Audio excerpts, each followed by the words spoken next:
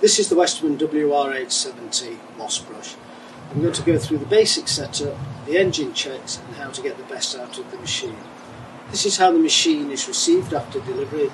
The first thing to do is to set the handle height, which is easily done with the clips. We then remove the control bar out of the front and put this into the slot at the back. The basic engine checks are unleaded fuel for a 4-stroke engine. Also the dipstick, we check the level on the dipstick, ensure that's at the right level.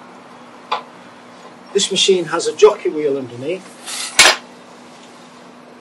This determines how much pressure the brush puts on the ground.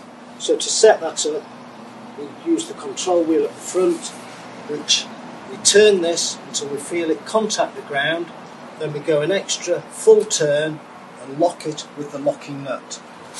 This brush also has a safety setting for the jockey wheel to enable you to spin the brush free from contact with the ground. To start the machine, we push the throttle to the start position, we depress the Deadmans handle and pull the starter cord.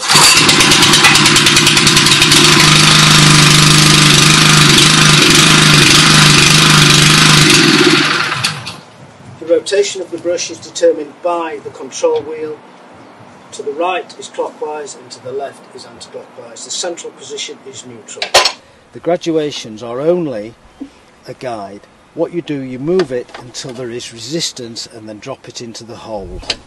The same on the left hand side. There's generally less resistance to the left. It's just the way that the machine is engineered. These graduations aren't for power or speed. They're just a method of changing the direction of the brush. Now we're going to go and find some moss to test the machine.